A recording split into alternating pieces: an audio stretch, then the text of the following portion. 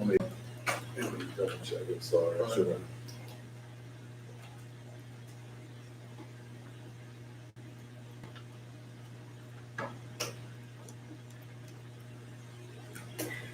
Hey Lucas, can I give you that? Can you set the YouTube up so I can see if there's any comments or any? Oh, sorry. You ready? There you go. All right, call this meeting to order. All rise for the pledge. I pledge allegiance to the flag of the United States of America and to the republic for which it stands, one nation, under God, indivisible, with liberty and justice for all. All right, welcome everyone. This is the August 10th, 2020 meeting. Carl, you want to let everybody know who is on virtual and Yes, thank you. I know at this time we are still presenting it through a YouTube link, so it is out there for everyone. We'll continue to do that for all of our meetings from here on out. Thank you so much. And but I wanted to kind of mention who's virtually attending this, and if I miss somebody, please make sure you let me know. So I know we have joining us virtually 2 board members. We have Bob Miller and Brian Jansen are joining us virtually.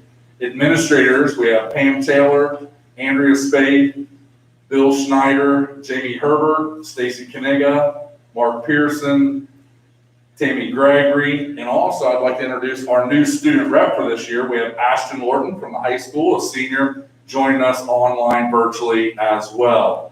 I know we also, coming up, Belvia Gray from Baker Tilly will be presenting. I know she's online as well. Did I miss anyone else online? I think I have everyone. all right, great. But right before we get started, I just want to make sure, Bob, you can hear me? Mr. Miller? Yes. Mr. Jansen, you can hear us okay? Yep, I heard. Okay, great. If they can, I'm sure everybody else can, I hope. So next we'll get to the educational report. Mrs. Andrea Spade will share goals for the 2020-2021 school year. She's doing this virtual, so Ms. Spade, go ahead. Great, thank you. I'm going to rely on Mr. Daly to advance my slides. So first I'd like to start with just our agenda for this evening.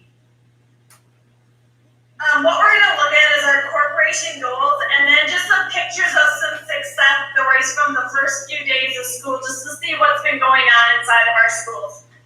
So looking at our first goal, dual language immersion, I think this is probably going to be a revolving goal each year as our program grows. But why don't we talk a little bit about our current model? I would like to give an update by grade.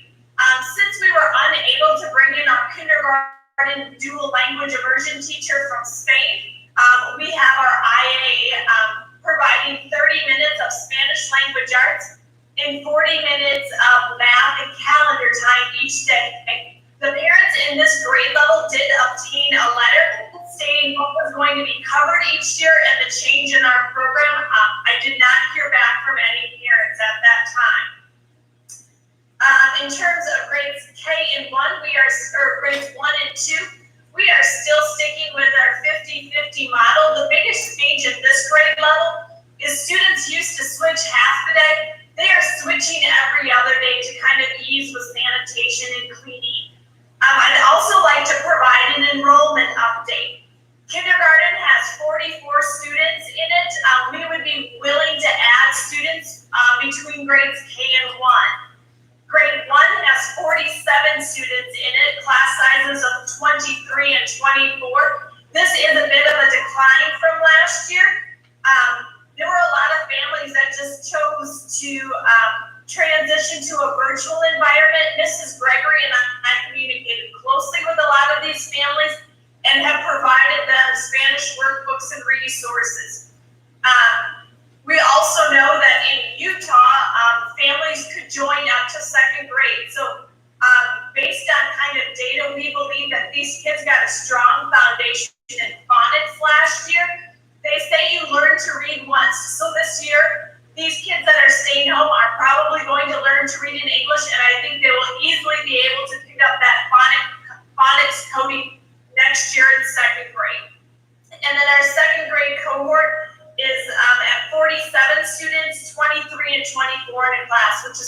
pretty similar to what we had last year. That second grade cohort is a little small.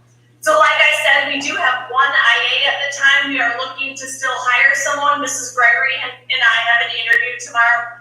Unfortunately, there just is not a lot of Spanish-speaking individuals in the Lawrenceburg area.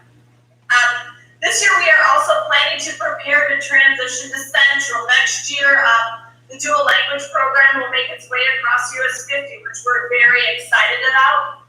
We are going to be spending some time looking at assessments, what assessments we are going to give when we get to Central. And then our spring is always a very busy time for a dual language program as we host an incoming kindergarten meeting. We'll have a fine arts and cultural fair. And then at that time, we'll be looking to hire that kindergarten teacher as well as a grade 3 teacher, all in hopes that President Trump's executive order does not get renewed in December. And also with that, we prepared for that this year already with our kindergarten and third grade, where those classes, we had to add a new teacher. So they only have a 1-year contract, knowing that we need to replace them with a Spanish teacher next year. So we're already in line for next year's progression to take place. This is Which is great progressive thinking from my colleagues. So thank you. It will definitely make next year a little easier on the stress loads of our teachers in those grades. Question from board member. So is the travel restrictions, is that why we weren't able to attain a Spanish teacher? Yes, so travel restrictions is why we were unable to obtain our kindergarten teacher. The executive order that President Trump has would not allow us to get a teacher at the earliest until after the first of the year. Okay. So it wasn't going to be until January that we could get a Spanish teacher from Spain. So we already had a teacher hired, ready to go, and then all of a sudden that's when all the travel bans took place. Thank you. Thank you. Okay, so if there are no more further questions on goal 1, I would like to move to goal 2. This one I could probably best present with Mr. Daly. It's the LCSC building and renovation. So each one of these buildings is going to be entering the design and development phase. I have recapped just for the general public what is happening in each building. So LPS is going to have additional classroom storage and parking, as well as a cosmetic refresher. Anytime I say cosmetic refresher, we're talking carpet, paint, and lighting. CES is strictly a cosmetic refresher. Greendale Middle School, the media center renovation and additional classrooms.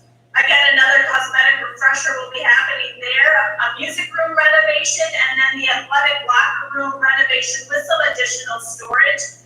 And then we all know at the high school, it's just a 4-story academic wing total renovation with HVAC, MEP, and boiler upgrades. Anything on that one, Mr. Daly?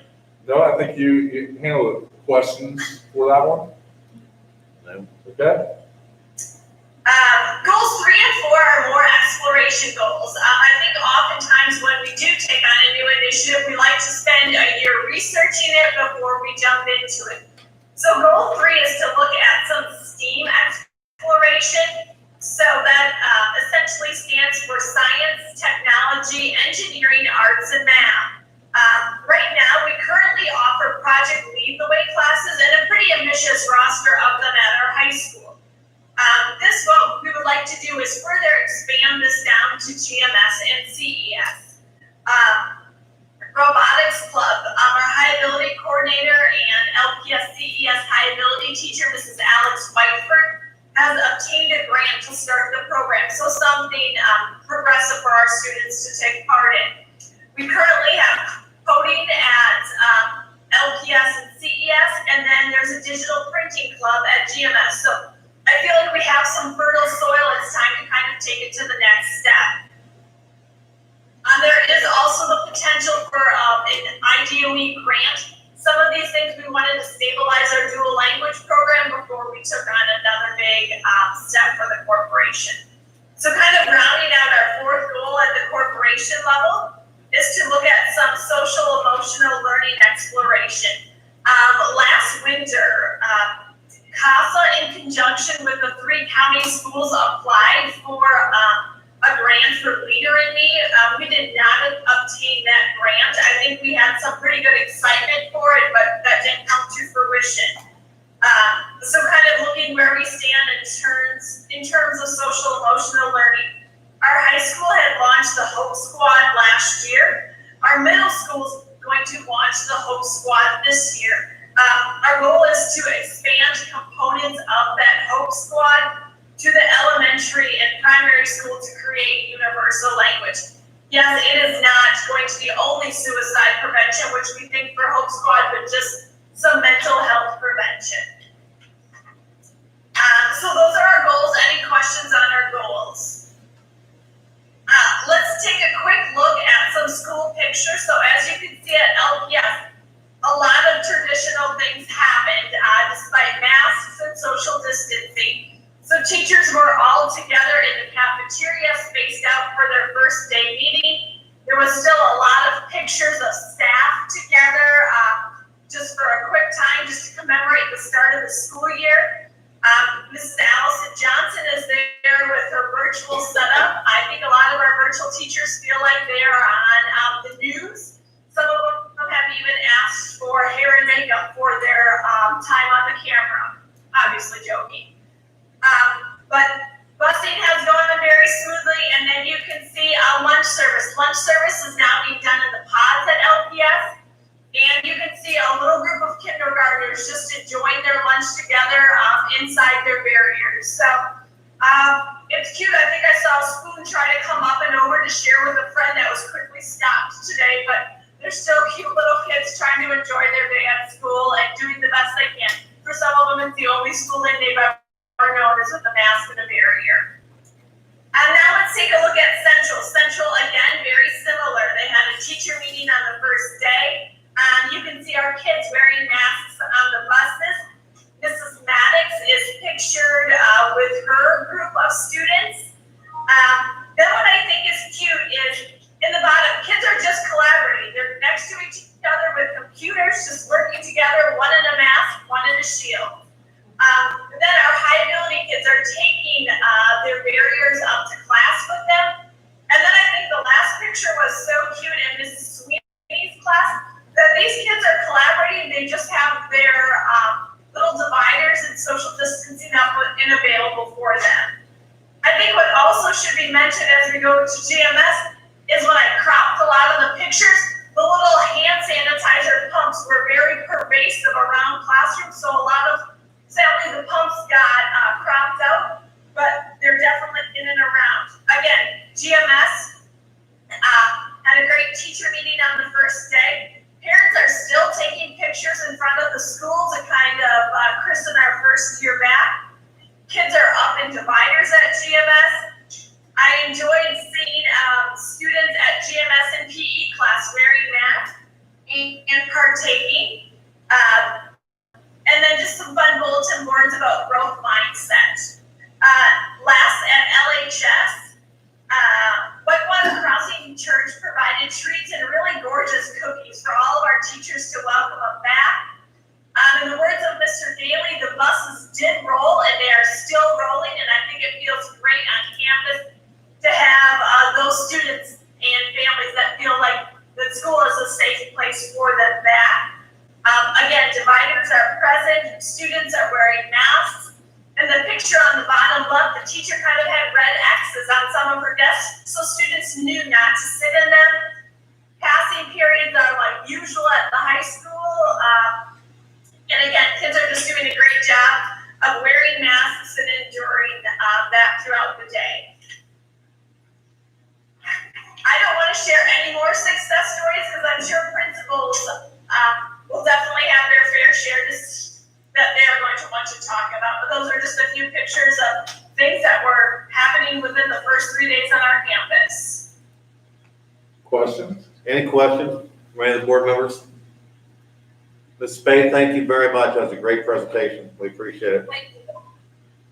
All right, next, Mr. Gailey, recognize staff and students on achievements and accomplishments. Mr. Gailey. Just want to recognize a few. I first want to recognize our entire staff. We are 4th day in with students today, 3 days last week, first Monday this week. And I just want to commend our staff. One of the things we talked about on the first staff day was just extending grace to each other, that we were going to have to extend patience, and then also just being flexible. And I just want to commend our entire staff for the first 4 days. So, and that's all of our staff, from our bus drivers to our custodians, cafeteria employees, IAs, teachers, administrators. I just want to thank everybody for just their tremendous work so far. Want to recognize, first off, that I received an email from Mr. Thompson. He's one of our science teachers at the high school, and he wanted to brag on some of his kids for taking the AP exam from this past spring, last school year. And we had one student receive a 5, we had 2 students receive a 4, and 3 students receive a 3. And he was really proud of their accomplishments because, and their dedication, that they were able to pass the AP exam. So really excited for those students. Then he continues that we received more good news about Mr. Thompson, that he was able to get dual credit certified for another one of our science classes at the high school. So we're really excited that he was able to get certified in that, to be able to add another dual credit class to our curriculum. And then also, we had received, Mrs. Kaniga received from at Central Elementary School an email, and she just wanted to kind of share it with us. And it's from a parent, and it says, I know we're only on day 2, but I want to let you know how incredibly well the virtual learning is going for us. I've never seen their students smiling and so happy. Her teacher's energetic and so nice. I am beyond gushing with happiness at this experience so far. I pray for success for this year for everyone. You all have done a wonderful job of implementing plans with the time you were given. I commend the Lawrenceburg school system. Thank you very much. So just wanted to share that kind email from a parent after the second day of school, and just how we're trying to get into it and get things going. That's all I have right now. That's awesome. Like we said before, I mean, without the staff and administrators and everybody that we have, you know, the kids wouldn't be here today doing what they're doing. And, you know, thank you guys from the board for doing everything you're doing for us. Next, financial items, fund report including cafeteria fund balance. This information only. Mr. Gailey. We also have Mrs. Taylor. Mrs. Taylor is joining us virtually, so Okay. allow her to jump in if she wants to add any comments about the fund report. Mrs. Taylor? Don't forget to unmute.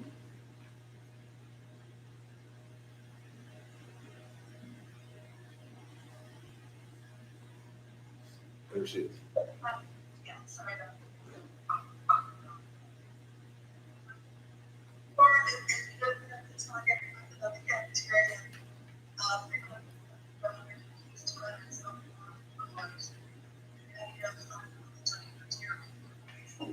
Pam, you're gonna have to, can you turn your volume or mic up, or if you can get closer to it? We're having a hard time hearing you. Okay, I'm sorry. There. Is that better? That's a lot better, yes. Great. Fund report, the cafeteria balance, as you notice, it has gone to a little bit more ground. We're still trying to get ready for the, you know, fill up the cafeterias for the start of school. And we did also serve a lot fewer summer food lunches in June, mainly because we could not deliver to all of those families that we had been able to deliver to during the spring. So that balance is getting worse. I feel like one more month and then we'll be on the upswing. Is my goal. The rest of those negative balances are really those are in funds that are typically reimbursable funds, and so we will be reimbursed for almost all of those negative balances. There's a little bit there in the early college that they're working very diligently on collecting, and the rest of those are the ones that are following up. Anybody have any questions on those? Anybody have any questions on the cafeteria fund report? Well, not just that, but it's the entire fund report. Mr. Kaniga? Mr. Gailey, on the early college, it's like $4,700 in negatives. Correct. I have a list, the high school made me a list, so I have who they specifically are. So, I have those now to be able to look at that, to be able to see who owes us what, be able to follow up with, Mr. Schneider to see where we are. I do know the high school still has, because Ms. Taylor told me today before coming here, that Mrs. Thiebel at the high school, the bookkeeper, has some money to be able to move over to us. Now, I'm not saying it's the whole thing. I gotta find out where we're at with that number. So I know they are still collecting that, but I know we do have about 7 kids that are underclassmen. Well, actually, about 15 underclassmen. They shouldn't be taking classes if they have not paid. That was the deal. So I know Mr. Schneider's on here. I'm gonna be looking these up tomorrow to make sure those kids aren't in any gold credit classes. So, if not, then Ms. Thiebel's gonna show a receipt that those kids have paid if they are in a gold credit class. So, yeah, we're working on that one. I've got a list I asked for. Thank you. The other thing I do want to bring up with the cafeteria balance, as Mrs. Taylor kind of talked about through the summer and spring, how we really kind of took a dip from that. We were kind of starting to get right there to be able to kind of plateau, balance out, break even. One of the things I would like to recommend, we are allowed to use CARES Act money. That's some of our federal money that we have received to be able to help with that, because we did take such a dip in that, and we continue to deliver meals and have meals in the springtime. I would recommend that we use CARES Act money to be able to break that even, to start this school year kind of with a new slate based upon where we were. But I want to kind of get input from the board to see if the board's okay with us transferring some of that CARES Act money over to there. So we received the CARES Act money yet? Well, what we do is you have to get reimbursements, just like a lot of these reimbursements from the state. Okay. So you put in a reimbursement request on what you're going to use it for. So when we buy a lot of the PPE and hand sanitizer, stuff like that, we make then a request to be able to be reimbursed for that. And how long is it until we get the money usually? What's the term? Oh, I don't, Mrs. Taylor, do you know, have they said what the turnaround is on that funding request for CARES Act? It's typically, for any of those federal funds, we typically get it within, if we get the request in the first 2 days of the month, we usually get it by the 15th. Oh, wow. If not, then we get it by the end of the month. So usually within a 2-week period, 3-week period of time. Okay, great. And we have also, so some things we're also able to apply for FEMA. We had put in for a FEMA kind of request too. So some of our PPE requests, we can ask for FEMA to take care of that. And then that frees up some of our CARES Act money to take care of other things such as this in our food service. You need that in the form of a motion? I mean, It It wouldn't hurt that if we did do that, that way it shows approval in a board meeting for that. Mr. Kniga has another question. Mr. Kniga? So, Mr. Gailey, do we have a defined pot of money for the CARES Act? We do. So I'm just thinking your flexibility, if we would pay that 80,000 out of the rainy day, if this continues to go on, we won't get any more funding through the CARES Act. I mean, it's one pot. Yeah, I mean, it's one pot or the other. Right, but right. Which is the cleanest and the most flexible. The only thing would be is, I mean, there's that potential that with the president's new order that he just signed, that more money may be coming down to the states and to the schools. So, I mean, Mrs. Taylor, do you agree with that going ahead? Because we still would have more money in our CARES. That doesn't use up all of our CARES Act money. Balance would be approximately. We have, what was it, 244,000 approximately in CARES Act money? Right, that $250,000, yes. Right. So it's about $240,000, $225,000 to $240,000. So if we took that, no, total. So if we took that, you're still talking now, as we said, we're waiting for FEMA to potentially take care of some of our other PPE, hand sanitizer, some of those things we ordered for that. Thank you. Okay, you're welcome. All right, so let's, thanks, Pam. Let's do that in the form of a motion. So I mean, my request would be then to move CARES Act money to take care of the balance in our food service or school lunch fund.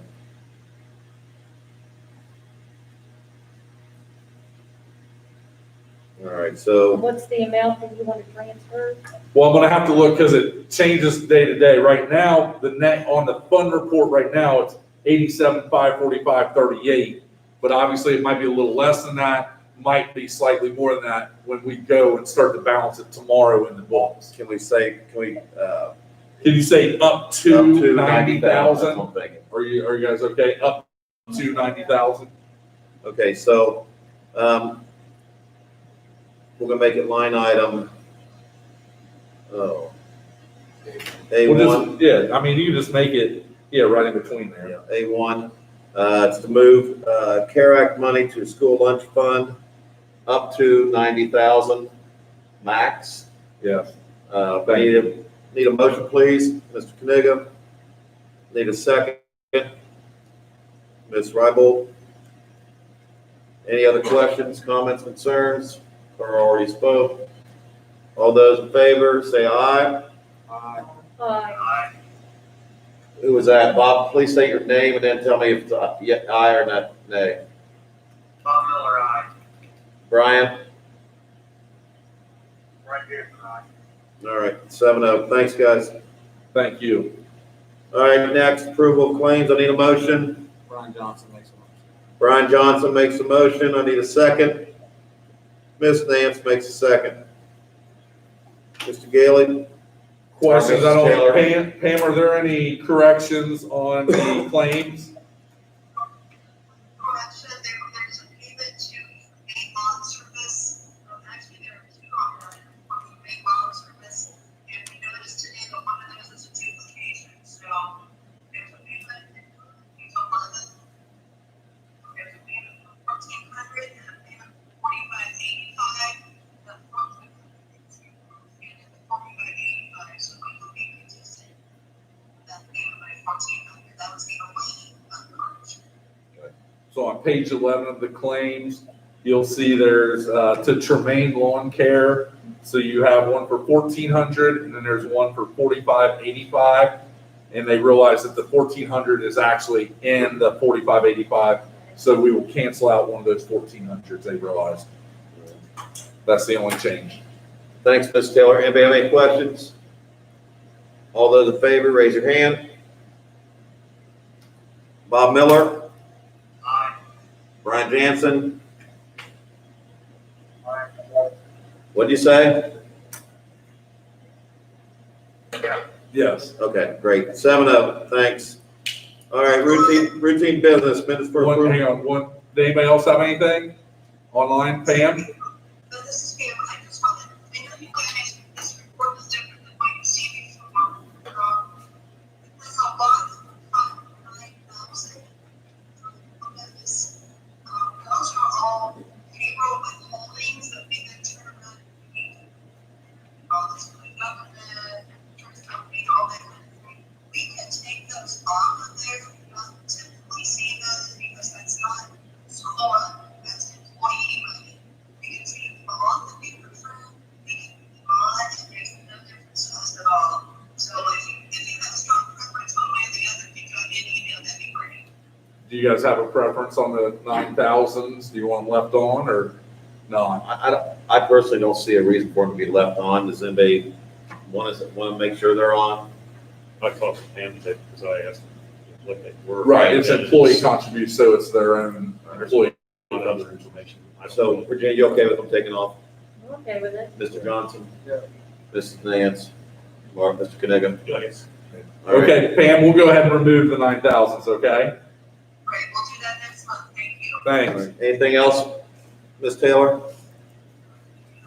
thank you. Thank you.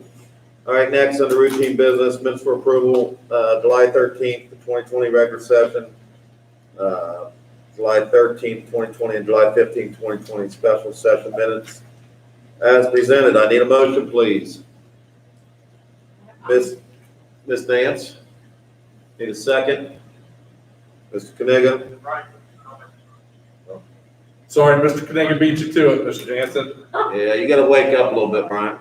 Slow. All right, so, anybody see anything we need to omit or delete or add? Yes. If you'll check this, Carl, Okay. under the approval of authority to hire prior to August Okay, board meeting, regular session, regular session, under 5, got it. I made the motion but I thought Mark Kaniga made the second on that. The minutes reflect Fela. Okay, If you'll just double check to make sure that that's correct. okay. The dress alike, I mean, it's about the same. Yeah, Yeah. All right, so he's gonna check on that. Yes, Ms. Nancy. I'm not listed on the meeting as being there, but yet I've made motions. Just didn't put me- On, none of them you are? I think it, no, I don't remember now. I think I don't it's see- the regular meeting, I believe. Yes, regular, I don't see. Boy, you were absent, voted, and everything. I know. You were impressed. Where you I'm on on it. the special? You're on that I knew I special? was,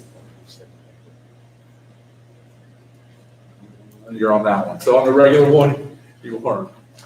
All right, So you made the special that night, but just not the regular. all right, with this change was being made, all those in favor, raise your hand. All right, Mr. Miller, Yes. Mr. Jansen, Yeah. 7-0, thanks. All right, personnel item employment, I need a motion, please. Brian Johnson. Brian Johnson, Like you. Brian Jansen seconds it. That was quick, Brian, proud of you. All right, Mr. Gailey, You have included in your packet a long list for personnel recommendations. We have Heidi Frost, high school language arts, hire date 8/4. Sally Baker, CES mentor to Nora Dell for 1 year, 8/4. Sonia Heffron, GMS long-term sub in the cafeteria, 3 hours, 8/4. Misty Weiss, LPS split LHS 3-hour cafeteria, 8/4. Connie Kipler, LHS 3-hour cafeteria, 8/4. Brandy Hayes, GMS 4-hour cafeteria, 8/4. Abigail Zint, GMS 3-hour cafeteria worker, 8/4. Nora Dell, CES 3rd grade teacher contract, 1 year contract, 8/4. Lynn Seiler, CES long-term sub for hoeing, that's maternity leave from 8/4 to 10/1. Rita Kirchgassner and Melinda Miller, high school special ed department chair, split stipend for this year. Courtney Milan, LPS kindergarten DLI teacher, 1 year contract, 8/4. Gabriana Lambert, LPS clinic aide, 8/4. Courtney Monahan, LHS clinic aide for 1 year, 8/4. DeMarco Henry, LHS PE and strength conditioning coach, 8/4. Travis Barracks, GMS long-term sub for music, 8/4 to 5/31/2021. David Perry, LHS third shift custodian, 8/4. Courtney Milan, GMS head cheer coach. Milani Longo, LHS volunteer cross-country coach, pending background check and pre-employment test. Josh Gill, LHS guidance counselor, 8/4. Dusty Hill, LHS second shift custodian, 8/17. Dan Hartman, LHS volunteer football coach, pending background check and pre-employment test. Kelly Shelton, LHS volunteer golf coach, pending pre-employment test. Bill Shelton, LHS volunteer golf coach, pending pre-employment test. Tori Zeke, GMS social studies teacher, 8/4. Terry and Tanya Williamson, LHS volunteer cross-country coaches, pending pre-employment test. Missy Tedesco, LHS mentor to Heidi Frost, 8/4. Michaela Moore, LPS, and Mackenzie Downing, LPS latchkey workers. They're high school students that are helping with our latchkey program for the 2021 school year. I do want to back up, and I do want to cross off one, David Terry, third shift custodian, scratch out. Okay. And I recommend those for approval. all right, you okay? Ooh, Got a little- I need a drink here, man. All right, all those in favor, raise your hand. All right, Bob Miller, Yes. Brian Jansen. Yep. Thanks for waking up, 7-0. All right, resignations, informational only, Mr. Galen. You have in your packets resignations. I've received resignations, accept them from Jennifer Grimmon, CS second shift custodian, 8/14. Heather Weston and Carrie Stegemiller, LHS Tech Specialist, 7:30 and 7:29. Kara Hansel, GMS Third Shift Custodian, 7:27. John Blackwell, LHS Business, 7:29. Ann Roth, LPS Clinic Aide, 7:27. Patty McCreener, CES Third Grade IA, 7:27. Heather Davis, GMS 3-hour cafeteria worker, 7:27. Jane Arnold, GMS 4-hour cafeteria worker, 7:13. Teresa Bruner, LHS 3-hour cafeteria worker, 7:13. Ashley Kirchgessner, CES 3rd grade teacher, 7:20. Sean Leitner, LHS guiding counselor, 7:23. Sarah Scheffler and Angie Ruberg, LHS junior class sponsors. Gina Cox, GMS 6th grade social studies, 8:3. Those are the resignations I've received. All right, transfers, informational only. Transfers we have approved. Zane White transfer from CES PE to LHS Business on 8/4. Evie Irvin Floyd from CES long-term sub to CES 4th grade IA on 8/4. Jeanette Hutcherson transfer from CES second shift custodian to LPS 6-hour cafeteria worker, 8/4. Melissa Wiley transfer from LPS 3-hour 2 days a week cafeteria worker to LPS 5 hours cafeteria worker, 8/4. Amy Clark Words transfer from long-term sub to CS 4th grade teacher, 8/4. Joe Vogelsang transfer from LHS PE to CES PE, 8/4. Annie Chitty transfer from CES Rod IA to 3rd grade Title I instructional aid, 8/4. Jerome Bossy transfer from LHS Rod IA to CES Rod IA in the ED classroom on 8/4. Those are transfers approved. All right. Retirement. Received 2 retirements over the past month. Darla Thompson, CES 4th grade teacher on 7/16. Teresa Canfield, LHS language arts teacher, 7/20. Want to wish both of them the best of luck in retirement and thank them for their years of service to the school corporation. Okay. Thank you. And then next is unpaid leave. It's informational only. Unpaid leave, I've approved an unpaid leave for Pamela Gass, GMS choir teacher for 1 year, 8/4 to 5/31/21. All right. Questions on any of those? Give you an oxygen mask. Anybody got any questions? All right, great. Thank you. Next, fundraisers. I need a motion, please. Mr. Kaniga. Bob Miller is seconded. Who was the first? Mark Kaniga was first. Thank you. Bob Miller was second. Ms. Gailey. Fundraisers, you'll notice fundraisers that we did watch activities and different things that most of these you'll notice are like restaurant nights where families can go make purchases at the restaurant. So you have Central Elementary School school store where they sell apparel, CES box tops, men's soccer team spirit wear sales. So that's where the soccer team will sell clothing to their friends and family. LHS cheer, healthy shakes, PTO. I'm going to list all PTOs. Spirit wear sales. They've got a Wendy's night, a walkathon, which a few of them, like on the walkathon, they know that is pending social distancing and following all the guidelines necessary. Tiger Pizzazz coffee shop, same thing. They know in order to have that, they have to comply with all the rules. PTO Tiger Cash Club, PTO Grand Buffet Night, PTO Chipotle Night, PTO Holiday Shop. That's going to be a virtual shopping for that one. PTO Restaurant Night to be determined in December. They have a readathon at Central Elementary School. Restaurant Night for January. Movie night for the PTO. And they also know they may not be able to have that depending upon if we're still in the current situation in February. Restaurant night for February. Restaurant night for March. And Spirit Wear sales in April. Restaurant night for April. And Spring Festival for April 23rd. And they know also that is pending our current situation. So as we get close to that, we'll evaluate that situation. Great. Any questions? All those in favor, raise your hand. Bob Miller, Yes. Brian Jansen.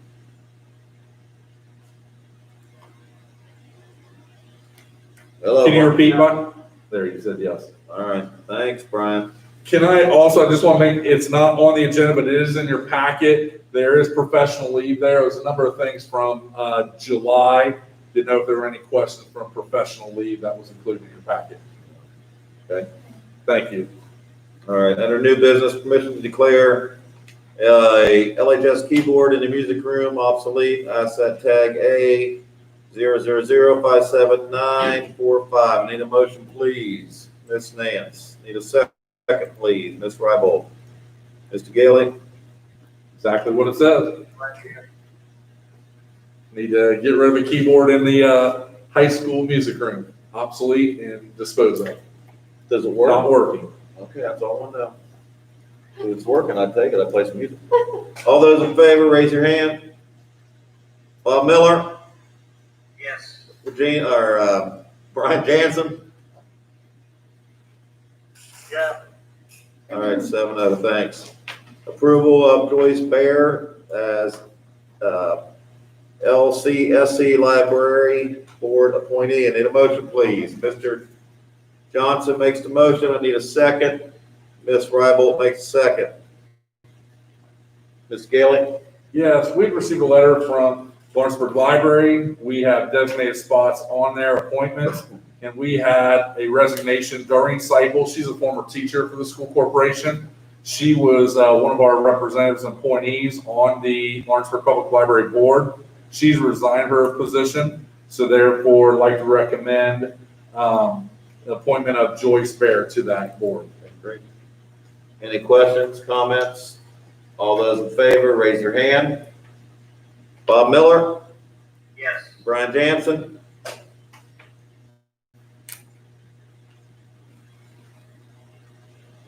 Brian Jansen? all right. Yeah. Okay, we Got it. already, Thank you. thanks. Just about 2-hour delay. C, approval of resolution for authorization for Carl Gailey, superintendent, to sign agreements for alternative services and private residential school placements. I need a motion, please. Mr. Kaniga, need a second, please. All right, Who's the second? Bayla Nance. Second, please. Mrs. Nance. Yep. All right, Mr. Gailey. Each year, we need to reauthorize and give me permission to sign agreements when we have alternative services and private residential school placements. So for example, we have a student in a special education placement that the state helps provide the funding for, but I need your authorization to be able to sign that agreement with the state for that funding. So this is just authorizing me to be able to sign that agreement with them. Any questions, comments? All those in favor, raise your hand. Bob Miller, Yes. Brian Jansen,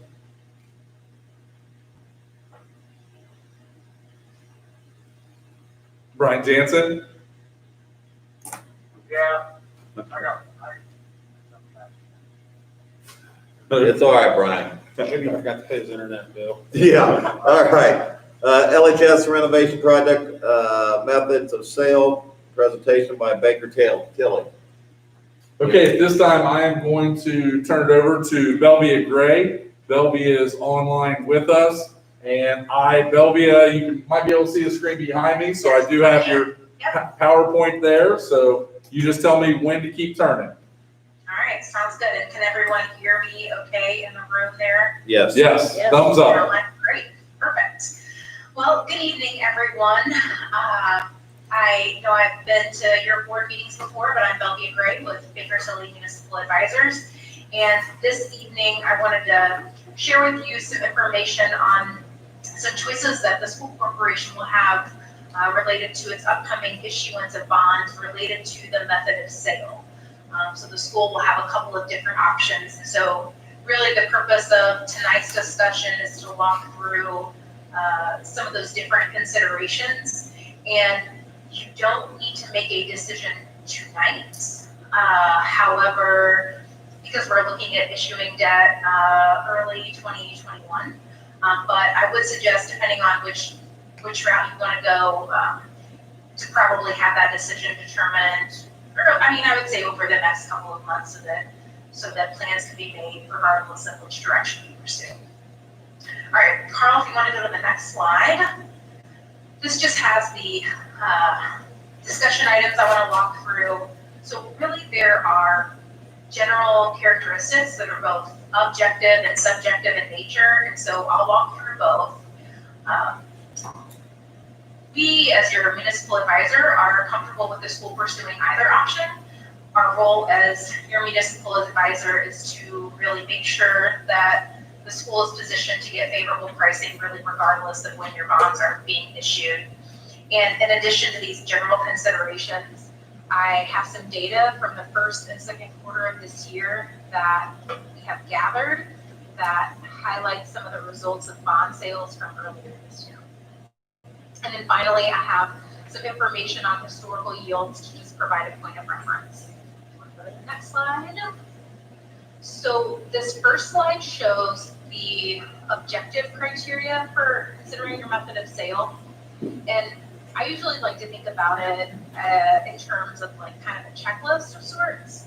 So you can walk through each of the criteria and really kind of mark the column that really fits in with proposed issuance. And in some instances, both columns might apply. It could be either a toss-up. So in that case, you could kind of mark it in the middle. So it could be either would be favorable. And the results sometimes can change depending on what the actual issuance is. So it's a good idea to do this exercise every time you issue bonds.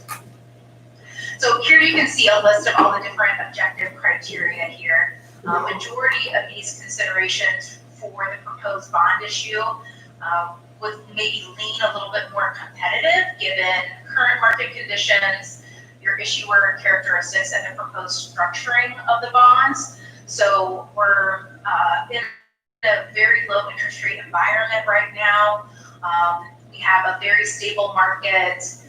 You may not think that because there's a lot of things going on out there, but the market is functioning in a pretty stable way. We've been getting really good bond results lately. So there's a lot of reasons that may objective criteria that may kind of push you in the competitive column. But if you go to the next slide, this really, and I'm going to spend a little bit more time here, this slide shows the subjective considerations.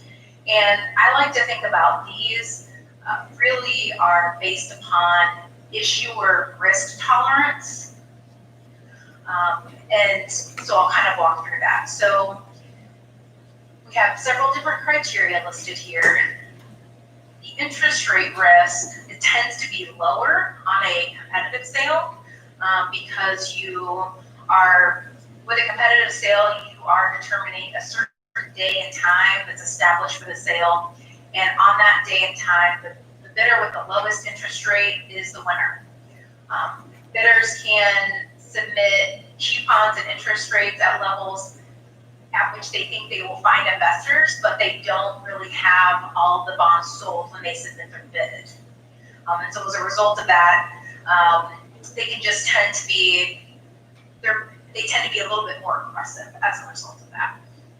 And alternatively, in a negotiated sale, there's more risk to the issuer during the order period. And the reason for that is when you go out to market with a negotiated sale, prior to the sale, we as your municipal advisor will work with you and with an underwriter to come up with what the proposed pricing will look like in terms of interest rates.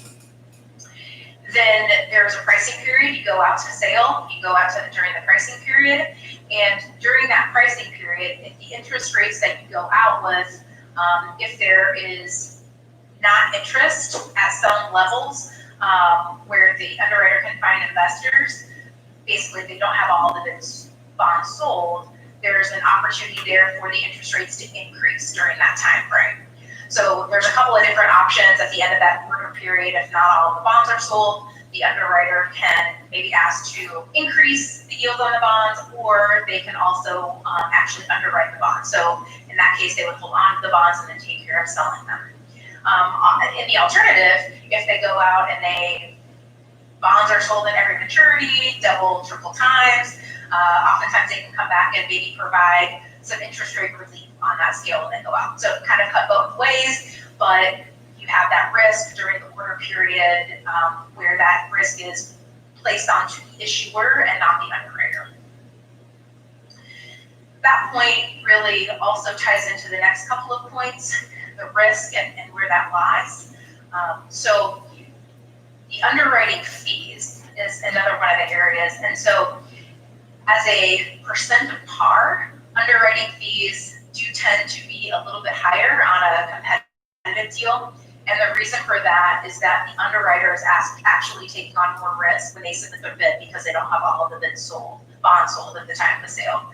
So the reason we say that is to keep in mind that in some cases, in many cases, there's over a portion of that fee may be offset by any bond premium that's bid. And there are ways that we structure the bond parameters, the sale parameters, to make sure that the school corporation, normally we have a max at 0.5%, but there's ways that we help manage the overall underwriting fee that is actually paid by the school corporation. In a negotiated sale, the fee is negotiated up front. And so, that number is known as you go into the sale or into the pricing. And we also have data that backs up that we have seen that underwriting fees, in particular on negotiated sales, do tend to be lower when there's a municipal advisor involved. So if you decide to go that route, we'll also help the school in providing comps on what a reasonable fee would be based upon other deals, similar size and structure within the marketplace. Related to underwriter risk, as I mentioned, with a competitive sale, the underwriter does assume more risk. And on the negotiated side, the underwriter likely will try, because they have more time, they know they're selling these particular bonds, so they're trying to sell all of them, and if they don't, they may ask for price adjustments at the end of that order period. And then lastly, the optionality for future refunding. So we're looking at a borrowing that would be longer than 10 years, and so we do anticipate that these bonds will be callable or repay or have the option to be repaid after 10 years. And so you'll see on the next couple of slides how that plays out between competitive and negotiated deals. But the main point I want to make on this is that regardless of which option you select, we can make the bond parameter, like if you decide you want to do competitive, we can make the bidding parameters such that we'll be able to meet whatever your issuer objectives are. On the negotiated side, we tend to have more discussion up front before the pricing, and we help in determining what those options are, and then we provide those to the school corporation and help in providing recommendations to you. Before I move on to the next couple of slides, are there any questions on that information? The board wants to ask now, or anything you want to ask right now? No, the only thing that, this is Kevin Milan. So I'm looking at the risks and that of the competitive and the negotiated. If I'm reading this correctly, under the underwriting risk, so that we won't know what the percentage basis is until it all comes in play, or because it says it may be higher on percentage basis, but when will we know that? Are you asking the fee? Well, it says here under underwriting risks, potential for higher risk over negotiated because they are submitted bid and do not have all bonds sold. This is the underwriter's risk. Yes. So the underwriter. So that's a really good question. So the underwriter does take on more risk because they are putting in a bid where they think that they can sell bonds, Okay. but they don't know that they have all of them sold yet. But the issuer. So for example, if an underwriter submits a bid that is maybe it's super aggressive, like they give you an awesome rate, and the day and time of that sale, that rate is locked in for you, and so your risk ends at that moment. The interest rate is not going to change on you once that bid has been accepted. Okay. If the underwriter then cannot sell the bonds at the rate it thinks that it can, then it has to make pricing adjustments in order to sell them. And so that's part of the reason why sometimes the underwriting fee for a competitive sale is a little bit higher, because while they hope that they can get everything sold at the levels they think they can, they have to hedge against that. So that's sometimes why they have a little bit of a higher fee, so that they can protect, basically they're protecting themselves from bigger losses. Okay. Does that help with your question? Yes, thank you. That's a great question. Any other questions on those couple slides? No. All right, probably going to move on to the next slide for me. Great. The next couple of slides are very important for the school corporation because it looks at the average yields and coupon rates by maturity for the first 2 quarters of 2020. And so there's 2 interest rates that are important in the bond pricing. There's the coupon rate, and that represents the interest rate that the issuer is going to pay over the life of the bonds, and it is the interest rate at which investors will be paid back. On the other hand, the yield is the interest rate that represents current market conditions, and the difference between these 2 interest rates generates what we call bond premium that can either be used to decrease the borrowing amount or to provide additional funding for the projects, depending on the legal parameters. So this first slide here represents the average yield for callable bonds. And so those are bonds that have a call date generally after the 10-year mark. So the yellow line here represents the competitive sales, and green represents the negotiated sales. And you can see that the interest rates pretty well track with one another on the yield side. So again, the yield is what represents current market conditions. And talking with our pricing director, he did tell me that on average, these competitive sale yields are about 3 to 8 basis points, or 0.03 to 0.08% lower than negotiated sales for that time frame that we pulled data from. So again, that's the yield. So that really reflects the market rates. And if you go to the next slide, this is what the coupon rate is. And this is reflective of the interest rate that the school corporation is actually paying on the bonds. And you can see here again that the interest rates are really tracking until about 2030, which coincidentally is also the call date. And so you can see that there's a much wider differential between competitive and negotiated bonds here. And that goes back to some of that discussion that we had about the way that these bonds are bid, especially on a competitive side.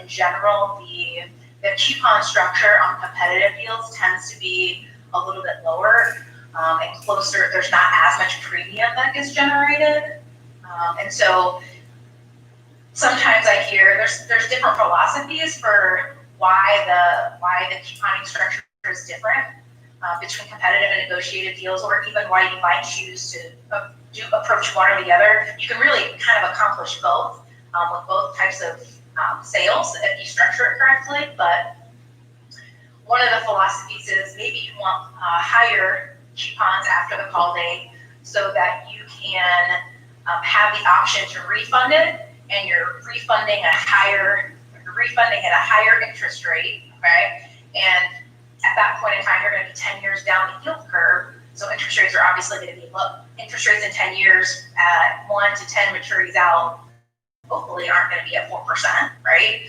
So you're going to have a bigger difference between where interest rates are on those existing bonds and where they might be for a refunding bond, compared to a competitive sale where you're going to have, there's still definitely going to be savings there, but it's not going to be as much. So the philosophy is, do you want to have flexibility now, basically get a better sale, perhaps get better results today, or do you want to bank on getting flexibility potentially in the future and having more option for savings in the future, if that makes sense.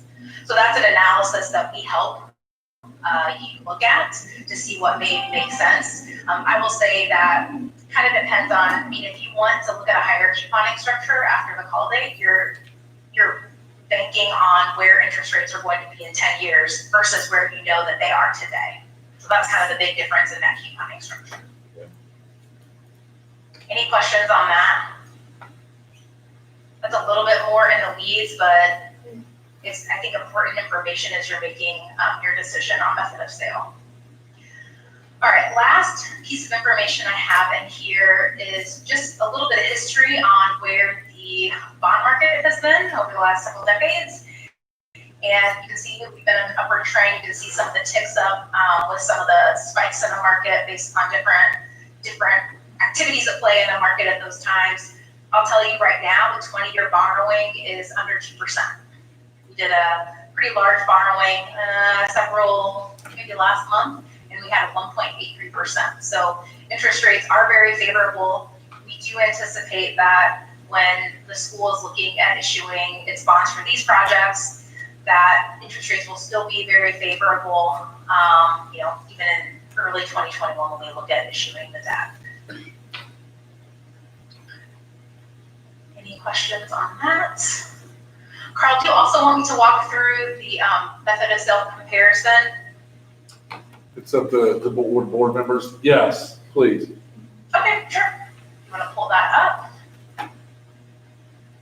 So this is another way that we looked at, and I'll be honest, this is certainly illustrative. I think that what we attempted to show here was really just kind of typically what we see in competitive versus typically what we see in negotiated sales. So, results may be different when you actually get down to it, but this is one way that we look at measuring what the differences are between the two different bond pricing methods. So what we've done here is this first page is a summary sheet.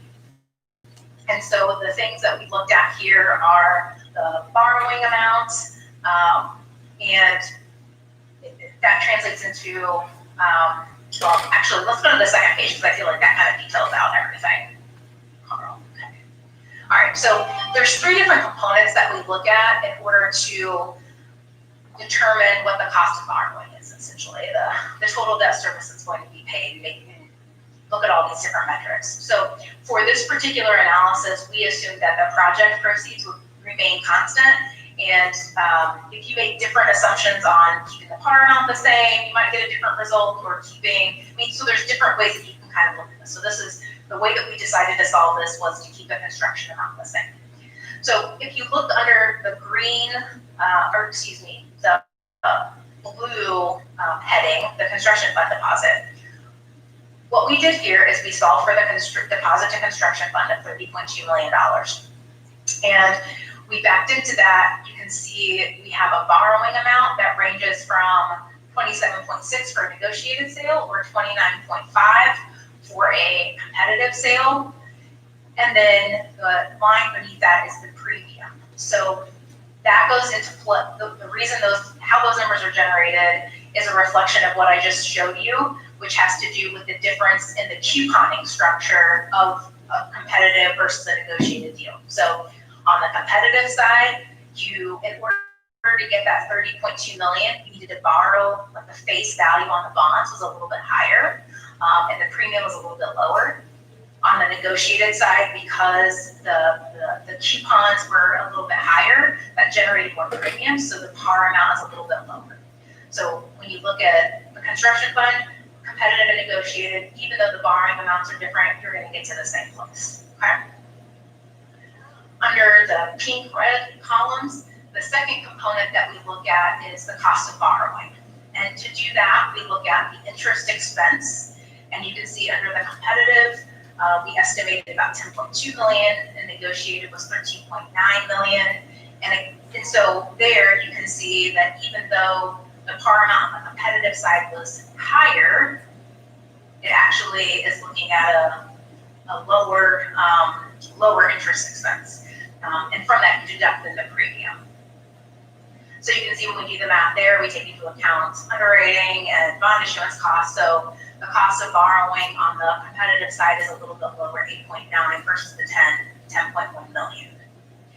So then down below, that's how we come to the total debt service amount. So we add the construction deposit to the total cost of borrowing to get to the total debt service, which then gets us to the difference between the two options. In this particular scenario, a little under $1.2 million. So again, that's one thing that we can do to help with just looking at the analysis between here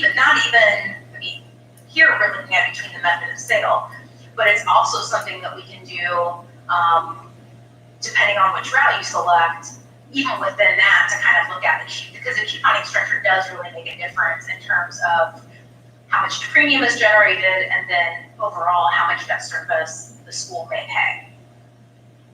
Okay. Mr. Kaniga has a question.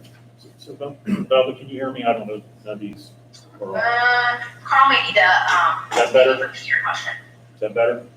Go ahead, I'll relay it. So basically on construction fund deposit, the bond par amount, there's about a $1.8 million delta there. So basically that's basically prepaid interest. Is that a better way of putting that? Would you describe it as prepaid interest on Or the, origination fees or whatever? or origination fees on the construction fund deposit when you're seeing the differences and stuff?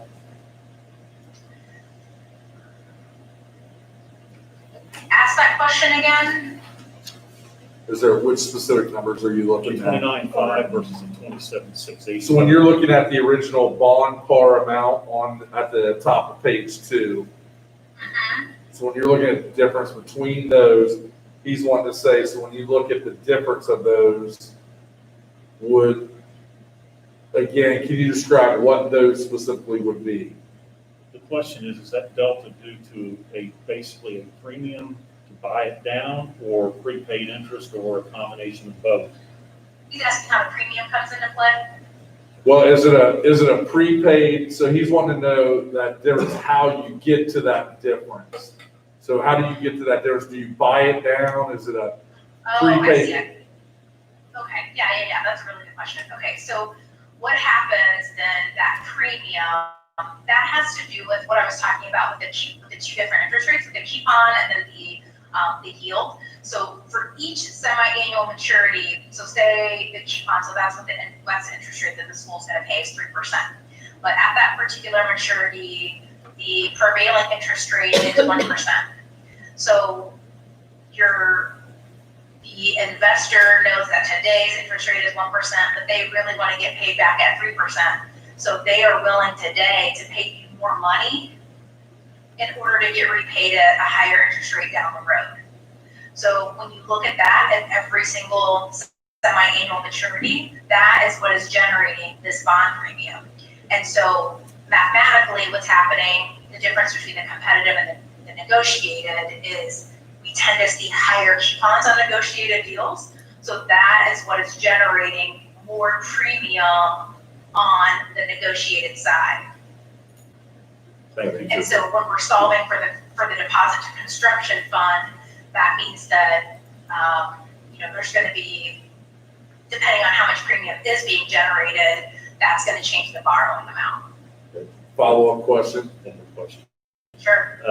Is there a blackout period? I know these interest rates are extremely low, but you never know what the future is going to bring. Or is there a lockout or blackout period on refinancing? Is there a blackout or lockout of a refinancing period? Sure, that's a good question too. So right now, what currently exists is basically once you have the call date established, so common call date is about 10 years after issuance. But you can look at, sometimes you can do shorter calls and get away with them. That's something that we can look at anywhere from like the 8 to 10 year time frame. But right now, you can only, it's not like a home mortgage where you can refinance and refund it at any point in time. There is an established time frame that you can refund it at the earliest. And right now, the way federal law is written, you can only prepay it, you can do it no more than 90 days before the call date. There is currently some legislation that's at the federal level that's out there to bring back what's called advance refundings, which is more than 90 days earlier. So that's something that we can look at. What ends up happening is if you want to have the option to prepay like 8 years, for example, you will pay a premium for that. There will be the interest rate, the yield to maturity is going to be, or the yield to call is going to be a little bit higher as a result of that. So, that's a trade-off that you would have to take into consideration as well. Does that help answer your question? Yes, thank you. Yes. Thank you, Okay. Beverly. Yeah, you're welcome. This is Kevin Malone. I got one more. So, you guys are the experts in this, what would you recommend? It's a good question. Competitive or You negotiated? know, where we are right now with the market, and just in talking with our pricing director, it's really,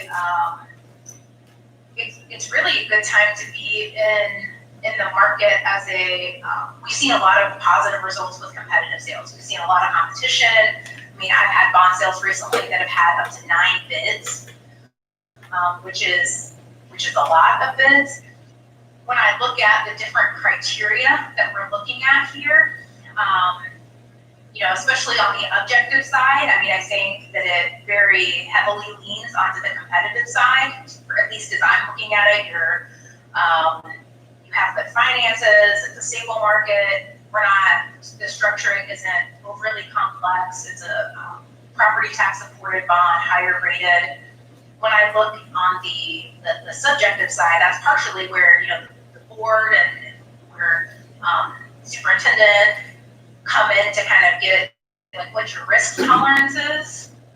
I mean, by utilizing a municipal advisor, if you decide to do the negotiated side, we will be there to help with making sure that you're getting fair interest rates on the day of pricing. I will say the competitive sales that we've done have just blown me out of the water. I mean, just blown me away. I mean, they've been very positive. So if you say we want to go down the path of competitive sale, just as an example, but then as we get closer to the time of issuance, if the market is seeming unstable, or if the market, just something goes awry with the market, you can still make the decision to go negotiated further down the path. I would say if you decide to go negotiated earlier, and then the market goes awry, you can, but I don't often see where issuers, if they decided to do a negotiated sale and selected an underwriter, where they then go back and say, we're going to go back and do a competitive sale. So if you decide to do competitive, I think you do still have the option to negotiate if the market conditions maybe get to a place where it may be more favorable to negotiate. All right, great, thank you. Anybody else have any other questions? Mr. Bob Miller, or Brian? Mr. Miller, do you have one, or Mr. Jansen? No, sir. All right, great. All right. As Belvia said, I did put it on here. You're welcome if you want to wait a month, or if you're comfortable with my recommendation of that, then we can move forward. Well, let's see if we get a motion and get the bidding on. I need a motion for approval of competitive pricing method. Mr. Kaniga. Need a second, Mr. Johnson. Kevin, can I add to that, please? Under the condition that we have the option to go back to look at that. Yeah, so Belvia, so I think as we're saying, we have a motion to approve competitive pricing method, but as our consultants, we're relying on you guys to continue to watch the market. So as we get close, we're saying, will you please give us that advice that if you start to see the market go awry, that you'll come back to us and say, hey, you may want to consider going the other way. Yeah, absolutely. We can definitely do that. Good, thank you. Okay, so it's basically approval of competitive pricing method with the option of changing to negotiated based on what Baker Market Tilly does. conditions. Yeah, market conditions. So Mr. Kaniga made the motion. Mr. Johnson, you still want to second it with that change? All right, great. All those in favor, raise your hand. Bob Miller, Yes. Brian Jansen, Yeah. 7-0. Thanks, guys. All right, Belvia, thank you very much. We appreciate it. My pleasure. Have a good evening. All righty, thanks. Now, I know you guys have been waiting a long time. Presentation of the crossing at Tanner's Creek. Public housing requested by Grant Hughes and Casey Kaniga. Gentlemen, if you'd like to come up to the podium and state your name and. Hello, I'm Casey Kaniga. appreciate the opportunity to present tonight based on my team and I. Kind of wanted to just get into just a brief history of the crossings at Tanner's Creek and how it came about. I'm a local resident, grew up here all my life in Dearborn County, and I'm affiliated with a lot of community groups. And one thing our area is lacking is housing right now. And we have a lot of custom built subdivisions that are in the area, but we don't have that sweet spot in the middle. And the vision here is to have a walkable community with amenities that exactly what it is a community development, not just a development, but a community development. And right now, Dearborn County's an aging demographic, and it also, the population growth is slightly negative, if not breaking even in the last. Excuse me 1 second, Casey. I'm getting text that they can't hear you. Is that the mic on? No, I made one dead. Yeah, it's still on. Why don't you give him this one, be closer to him. It'll be a little bit higher up.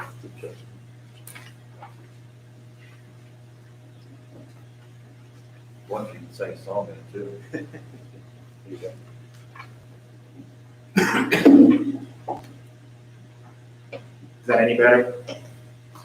I think it Let is. me ask Bob if you can hear me. Ask Bob. No, Can you hear me now, Bob, guys? can you hear him speaking now? Hello? Can you hear me now, guys? I'll slouch down a little bit so I get a little closer here. So, so this is a community development. And being a landscaper all my life, I go out on estimates all the time, and one of the predominant things I'm hearing is a lot of people are looking to downsize. They're looking to have housing that's maintained, and this is a proposed HOA development to where everything's going to be handled and taken care of for these folks. A lot of these are the baby boomers that are retiring, the people that want single floor living. That was kind of one of the big driving forces behind this, because we have a lot of two-story homes. We have a lot of housing in the area that have a lot of acreage around, but we're looking at trying to create a community development, a walkable development, and also user-friendly for some of our aging demographics. With that being said, like I said, I'm going to hand it over here to Mark Rosenberger and Alex Besh. They are with Mayor Becker Engineers. They're the ones that helped come up with the concept and the design. And then Brian Hughes with FCM Management will be coming up and talking after them as well to get into the nuts and bolts of some of this stuff. You guys have any questions for me before I walk away? Not right at the moment. Yeah, they're going to cover a lot, so I'd wait till the end there. So thank you, guys. Thank you. I'll stick the concept plan up here as well in case anyone wants to come up and get a closer look. It's included as part of their packet. Do you want that up then? Yeah, if you wouldn't mind, that'd be great. So we're proposing to develop this property as a planned unit development or PUD. What that does is it allows you to look at the property holistically and also gives you a little bit of flexibility in terms of the design standards, which allows you to be a little bit more creative and create a more interesting design in many cases. This project in particular, we're striving, like Casey said, to establish a sense of community, a place that has character, a place that is walkable, and also sustainable over the long run. The intent is for the residents to be able to walk around comfortably, talk with their neighbors. Ultimately, we're just trying to create a vibrant neighborhood or community here. The programming should also be forward-thinking in how we address the market. Casey touched on this as well. There was a housing study from about a year ago that stated that empty nesters and soccer moms were in need of housing. But these are two different demographics with different housing needs. So we want to make sure we address that in the type of product that we're offering. The projected costs would be from the low 200,000s to the upper 300,000s. That would depend on also customer requirements. And Casey and Grant are planning to engage with the local home builders here when we get to that point in time. In terms of the residential products I mentioned, we're proposing 4 different product types here. So 2 different townhomes. One would be an alley-fed product, so the garages would be accessed from the rear, and then another townhome that is front-loaded garages. We would also have smaller detached homes with alley-fed garages as well, and then a more traditional 50-foot wide lot, which is the lightest yellow color up there, which is more traditional with a front-loaded garage. So what having 4 product types does is it opens you up to the entire market, rather than just a small sector. So empty nesters and young couples, to more established families and older couples would all have potential housing options here. Everyone wants something a little different, but we're pretty confident here that everyone will want to buy into the sense of community that we're trying to have here. In terms of density, the denser products are the townhomes that you see near the entry and in the center of the development. And then as you get less dense, you move towards the outside. The road network plays off of the existing topography, so the premium lots will be running along the top of the ridge, sort of parallel with Tanner's Creek, above the river valley. These lots will have beautiful views overlooking the natural landscape and park space below. They'll likely have walkout basements in the rear, so those will really be your premium lots. You also have some high-end lots looking onto the retention pond in the southeast corner. And we envision that pond to be serving as a major amenity feature with walking trails and other park elements. And everyone within this community will have access to that pond and park space.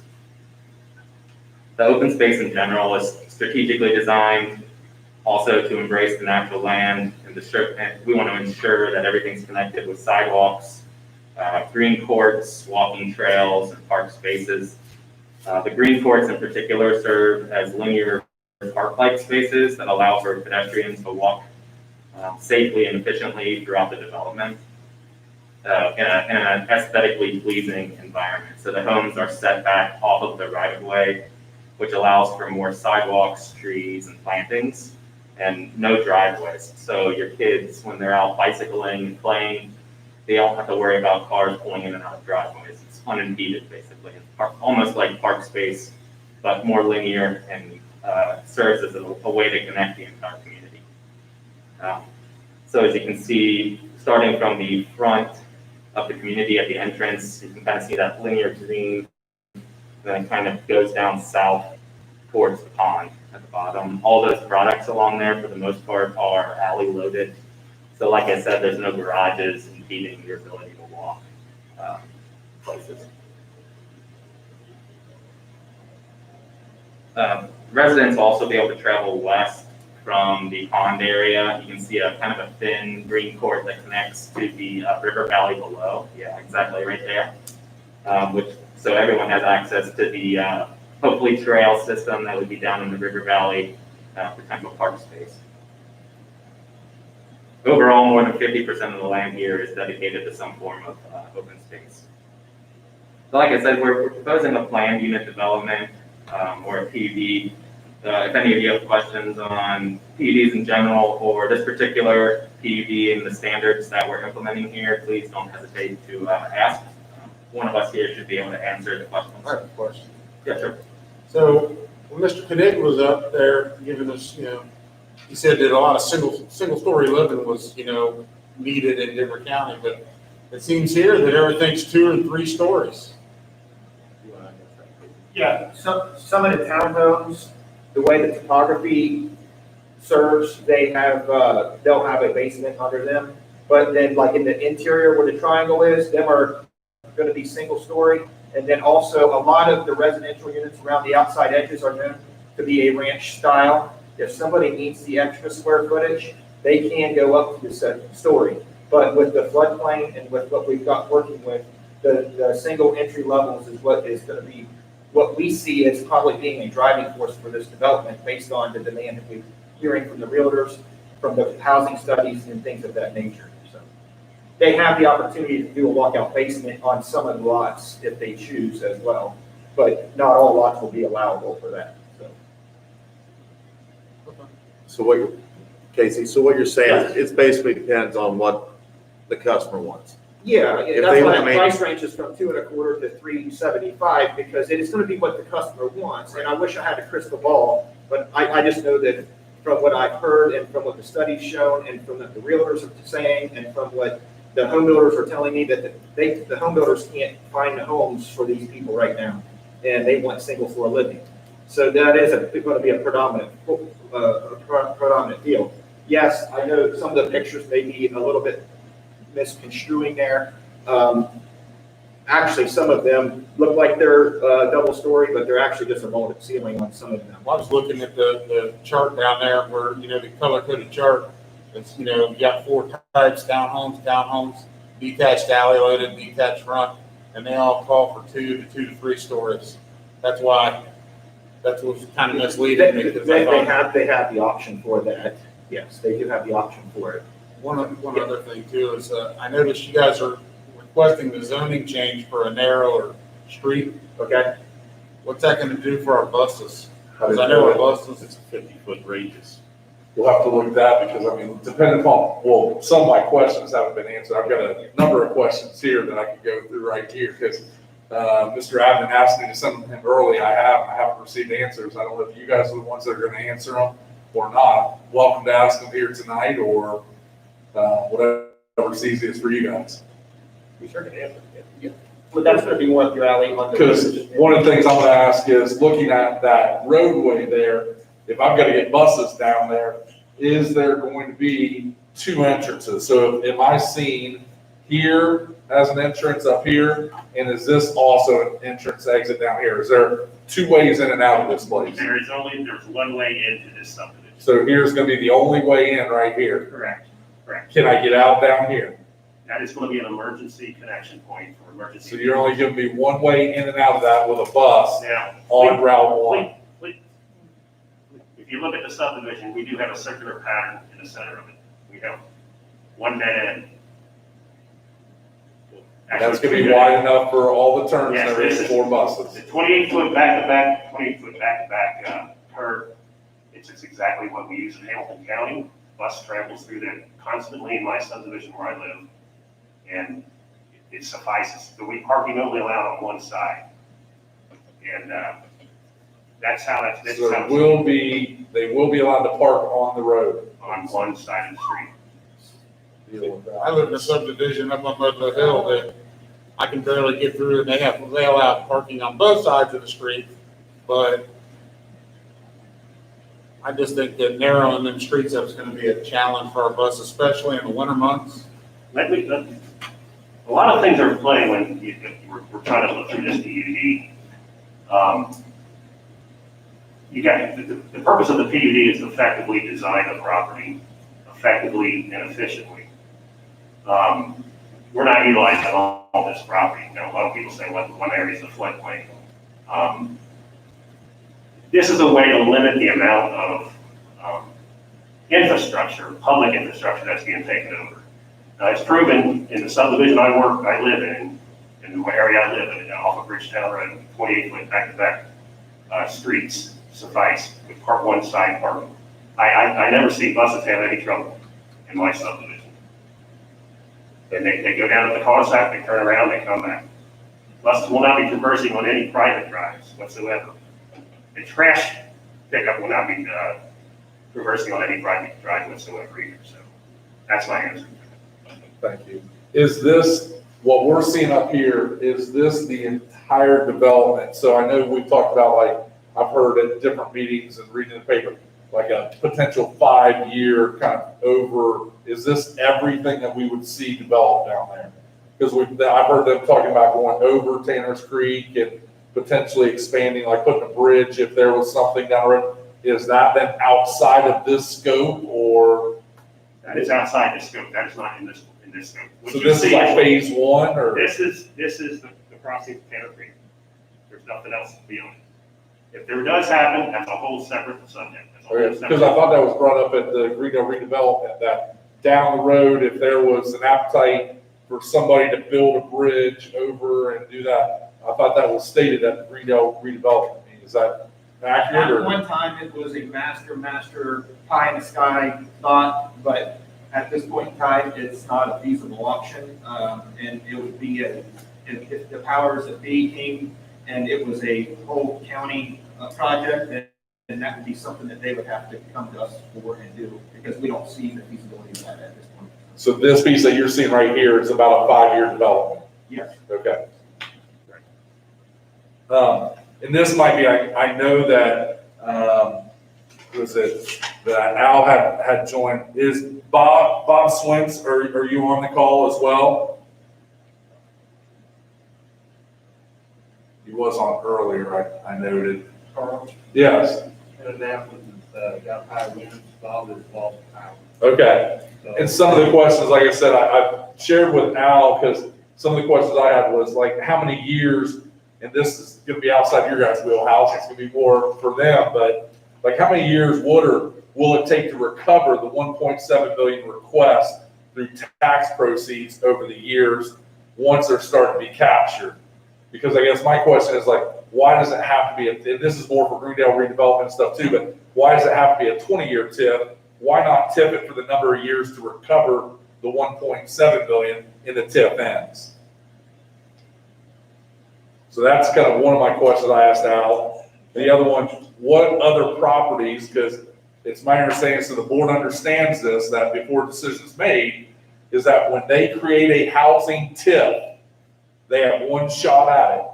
And whatever they want to put in that housing TIF, they have to include it now, is my understanding. Which means if there's other developers or other property around our area that they want to throw into this housing TIF, it won't just be this piece of property. It's gonna be other pieces of property in Greendale that could be put into this TIF. But they have to do it at the time that this TIF is. Correct, but if you So- turn around, I think we need to know up front what is everything going into it, not just this piece of property.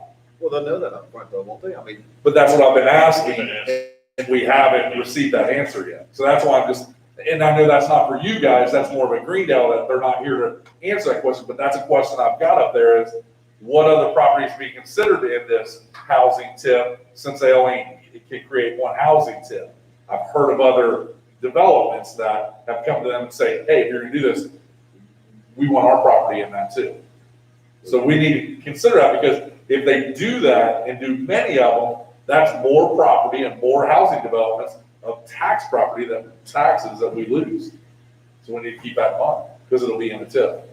I didn't think there was enough property in Greenville.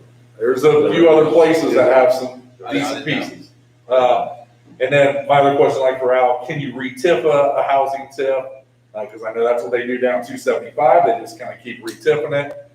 Is there only, and just to answer it, is there only one entry exit in the development from that? So, and the size, maybe if you could email me the size of the cul-de-sac so I can kind of see the size of those cul-de-sacs too, that'd be wonderful.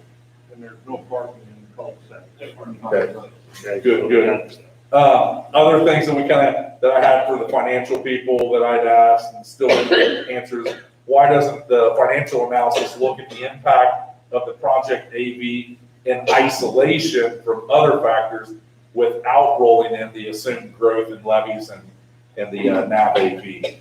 And then have the financial analysis looked into our circuit breaker impact on all entities, including the city of Greendale. I would think the city would want to know what that circuit breaker impact is going to be on them, because our financial analysis is estimating that the growth quotient would be less than 4% going forward. So in theory, the tax impacts they're sharing are higher than they would be anticipated.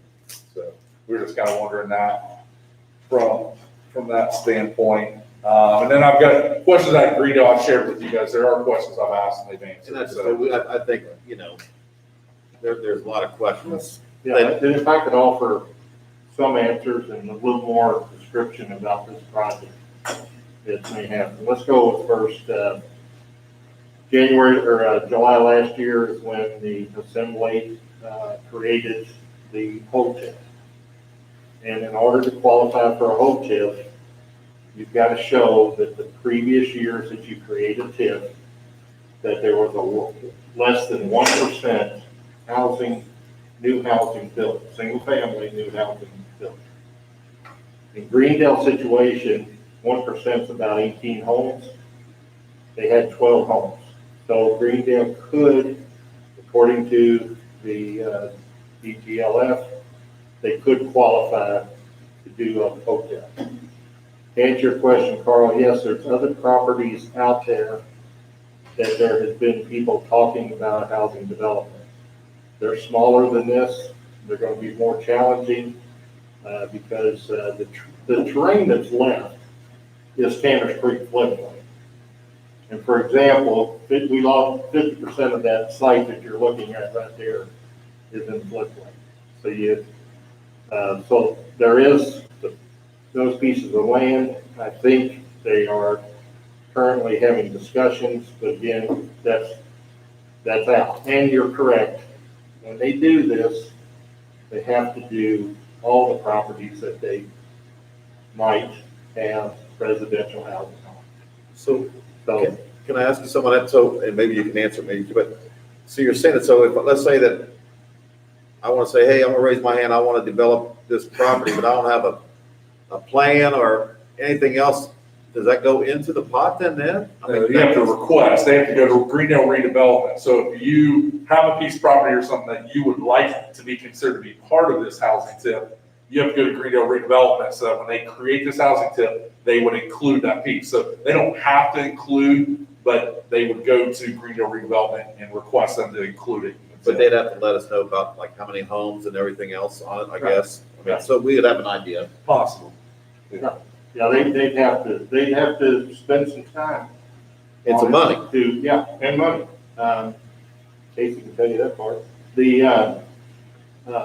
So what we have is 86 units. And as Alex said, we're low 200s to the high 300s. What happens after 5 years of building, and we start out with 8 units the first year, but if it takes off, it may be more. Over 5 years, all these units get built.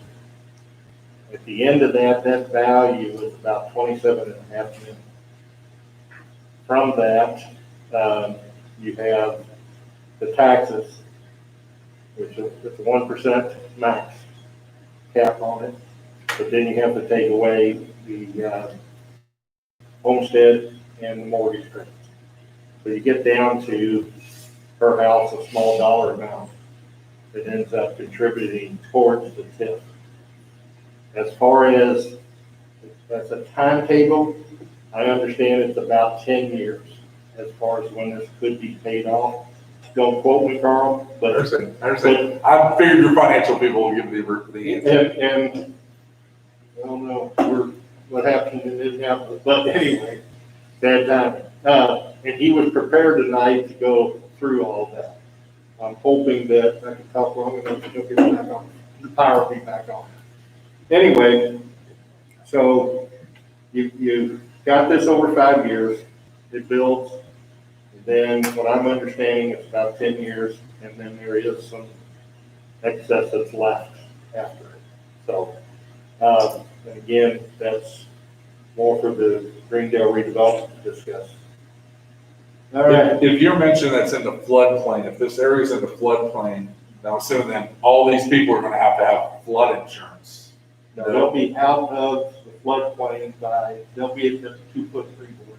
Yeah, all these residential homes will be above the 100-year floodplain by 2 feet. That is a requirement in Indiana statute. Okay, so they won't be required to have flood insurance. No, if they're out of it.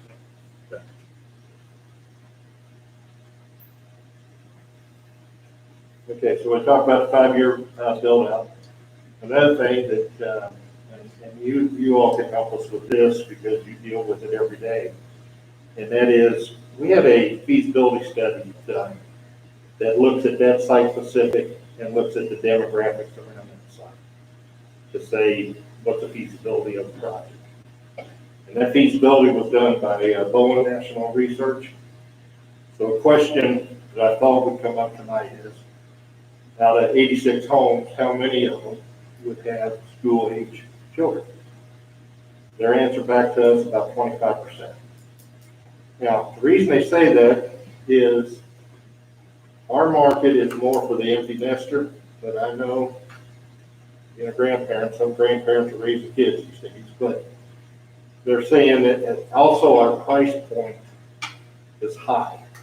So that, they came up with the 25% is roughly what it'd be. I think the area, and Carl, you can correct me, the area is about 35%.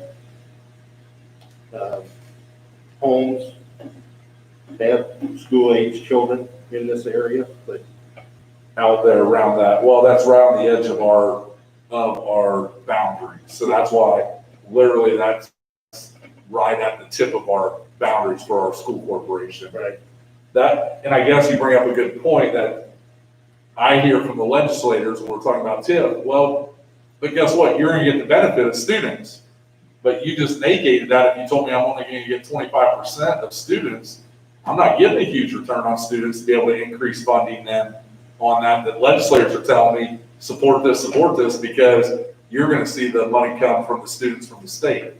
I think when you look at your turnover locally, you've got to look at the houses that a couple in Greendale are moving out of to move into this complex and what goes into that house.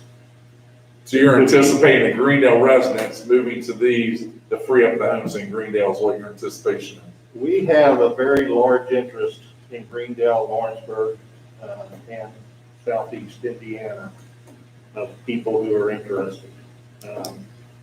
The list is long, but again, we haven't asked for any down payments, but there's interest out there, and they keep asking why it's taking so long. So, and we're, as Casey said, we're hearing it from the builders. It's a product that's not available in this area. It's something that that people are looking for.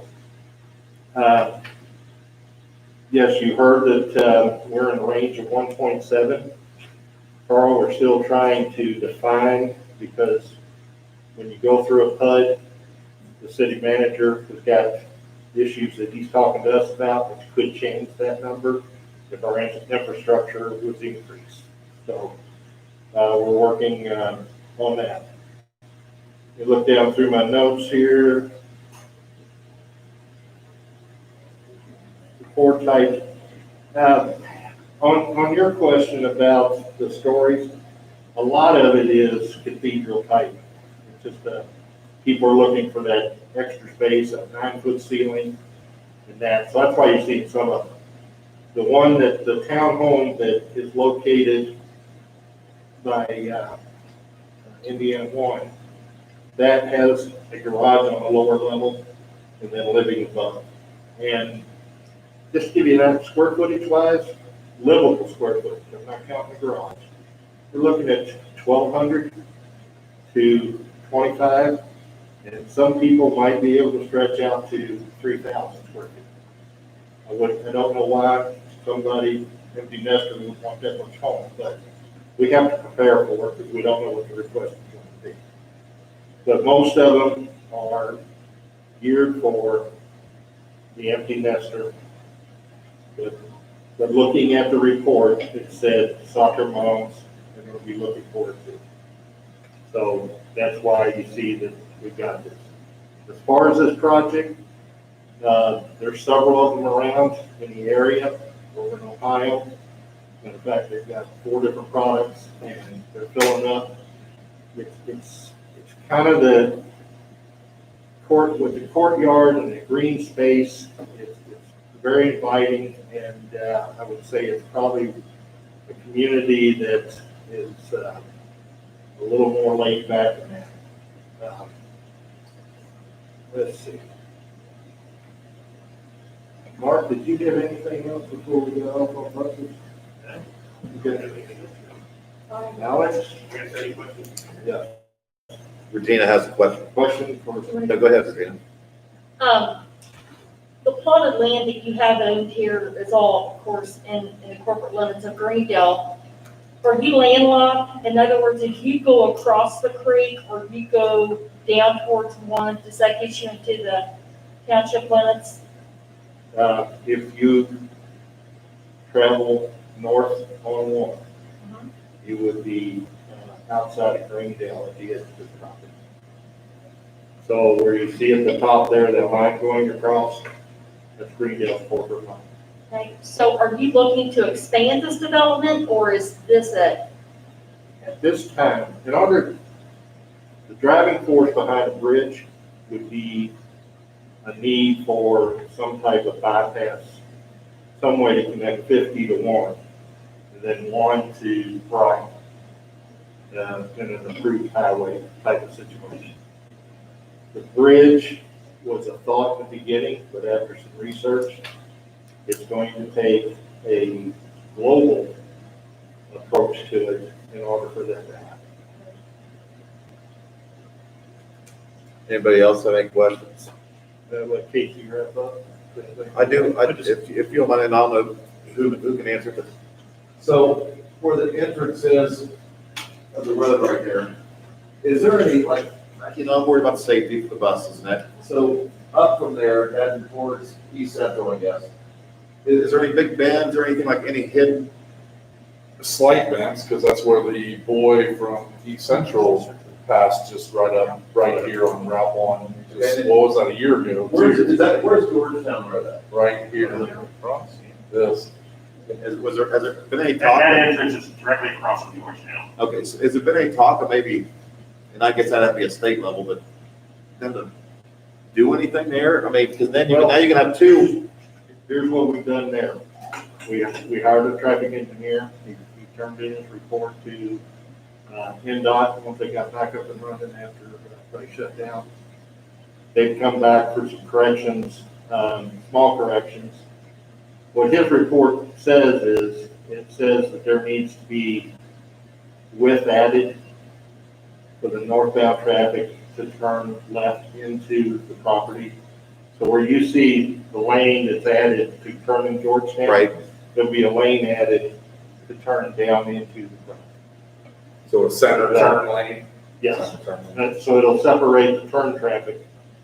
And then we're set up on the center line there. One of the questions we got was traffic light. And at this time, they said the numbers doesn't justify it. And from the review that NDOT had, we got to get some information back to them, but they didn't bring up the traffic light. So, but probably in the future there would be, but it would be more governed by the traffic on Georgetown. And with the traffic situation that's right now, there's a lot of traffic. I say now's when you need to do the study now, because it's all the heavy traffic coming down off there with state line being closed. So the study should have went on now. Yeah. So just, Grant, I think there's nobody on this board that will say that we don't need, that will say that we don't need housing in the area. I mean, that's a foregone conclusion. You have to understand that this board doesn't have enough information to act. I mean, we've asked questions for, 2 months, Carl? And, I'm not gonna be a part of something until we get all the information we need. That's just a comment. So I'm just one. And the question I have here is, it's around safety. And just my personal comment here, I'd hate to be living on lot 72 or lot 73 and need to get an emergency vehicle in there very quickly, because they're basically gonna be going a quarter mile up the road and fighting traffic or whatever's in the way there to get back to their place. Has there been thought of another entrance and exit? I mean, I know you've got the emergency one there, but unless it's under lock and key, it's not going to serve any purpose. Just a question. And one of the things that drives that location is that NDOT likes for it to be across from another driveway. And right now, it's across from. They can't. They can't hear you. They can't hear you. I said, right now, NDOT likes for it to be across from the driveway, in the sense you've got what they call four-way. And that's where it's ended up. We've looked at moving it north, and we get into issues with grade. At that point right there, that would be those lots moving vertically. That's correct. So right now, those lots that you see, we served off a private drive off of State Route 1. As Brent said, it's directly across on the existing driveway. For site distance also, that's where the logical place is located. We've already had 2 separate meetings with both police and fire chiefs, and we went through this design with them. That emergency access will be under lock and key, in which the police chief, fire chief, and the HOA will have complete access to it at all times. Should an emergency arise, which less than 1% So we're chance. relying on somebody to have a key at 3 o'clock in the morning when somebody needs to. I'm just stating the Yeah, it's just- the police and the fire department will have keys. There'll be a Knox box. There'll be a Knox box located there too, yeah. I'm sorry, Dave? There'll be a Knox box located there as well, so if we needed to convey that to the other entities that needed it, we can. I mean, it's not a deal breaker for me. I just don't think it just lacks a little bit of common sense in my opinion. But what do I know? Well, we appreciate your comments. I think to the, if I could make a suggestion. You know, I've seen that Bob Swint's emails going back and forth. I think we've given GRC enough information that, getting a meeting between you guys or whoever you all designate with the GRC and Bob Swint and your consultants to hash down where these dollars come from. I mean, you and I understand. we've talked about other projects that are from Lawrenceburg, and I think we just got to get in a room and start going through it. I just thought Greendale would have been here to hear everything, because it would have been good for Greendale redevelopment to hear the comments and conversations going on here, because I think those are the two that need to have the conversation. Joan, housewife, had partial knee replacement on Friday, so he's nursing for him. And he had Bob Swint set up, so it's been this man. But I would, if possible, I mean, an ideal is that they meet next Tuesday, and if Charles, you give me all the questions, or I hate for you to repeat, but if you just give me the I list. can forward you my emails. I've got the dates right here when I have them, so I can forward them right to you. Well, we can make a list Sure. and see if we can't get some discussion going. I think Yeah. that's the only way that we're going to get it. The thing about it is, this project needs assistance from Greendale redevelopment. I think that's the question. I think maybe our board, I would say Greendale redevelopment to hear it, but what I heard was, in order for the project to go through, the tip dollars or assistance from Greendale is needed. I guess I would state it two different ways, because they don't necessarily need, they've got 1.7 in their coffers, so they could pay from their coffers the money without tipping it, if they truly wanted to. So, I mean, I know that's a question for Greendale, Yeah. not for you guys, but they have the money if they wanted to pay for it without tipping it. I don't have it. And to give you, if we were up in St. Leon, and we had a rectangle piece of land, and we could do double, we wouldn't need any assistance. But, and the thing is, as you pointed out, there's just a few pieces left of land that can't be developed in Greendale. This happens to be the largest one. And, the bridge thing that's down the road, it'll be a global discussion there. And, who knows where they'll cross that creek. But, right now, that's what we've got. I'll be glad to, help however I can. But that's our project, and we're excited about it. I think it's something that's needed. From my experience, 2.5 years ago, I moved to Hebron because I couldn't find a product that I could wanted over here. So I think it's, and we can qualify for it with the DGLF. So it's, Casey, you want to add anything? I just got one other question, just real quick. So the 1.7 million is basically all, I mean, even if there's another project behind this, and that's all you can't come back and say, I want more money in the TIF. Is that correct? I don't know how that. Well, it's a grant from redevelopment, so anybody can come back and ask for more. Okay, but I But the mean, money, okay, but the money's limited on what it can be spent on. It has to be a Greendale utility and infrastructure. And that's all can be done. For example, we don't get to approach Greendale about the water, because the water's north here. Water course. We don't get to talk to Greendale about electric, because we gotta deal with Duke Energy out there. It's communications out there also, so. Any other questions for me for? No, and I think Mr. Kniga hit on the head. I mean, guys, I live in Greendale, and the housing market is hotter than heck, and it, you know, it's needed. It just, I don't think there's anybody on the board that wouldn't say, yes, we need it, and we're all for it. But please understand, you know, our job is to protect money coming in to the school corporation, and it seems like that we just keep on getting, the people, they're TIFing more and more things. And I understand TIF is a good thing. It's used for a lot of, you know, bring businesses into the community, which helps out everybody.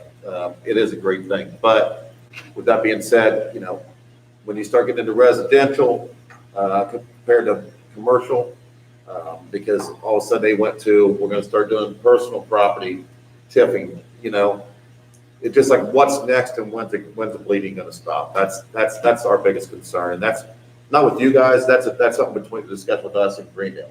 Right. And I'll just kind of share, kind of end it a little bit. Just Casey's, you've got 7 board members around the table. So I know as you talk to a board member or 2 board members or whatever, please know that it's 7 board members that have to vote for that. And it's going to take a majority then one way or another on that. And when you bring up, but the school's gone to Greendale and the Greendale redevelopment has given money for school safety and for pool renovations and things like that to kind of share, but that's money we're going and asking that should be coming to us anyways. Okay. It's in a TIF. If it wasn't in a TIF, it would be coming in tax dollars to us. So it's kind of us having to go with our hand out and ask for tax dollars that should already be coming to the school corporation if it wasn't in the TIF. Sure.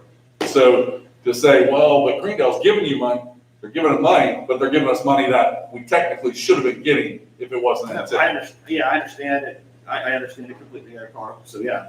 And like I said, we'll work on getting these answers back to you guys. Appreciate your time.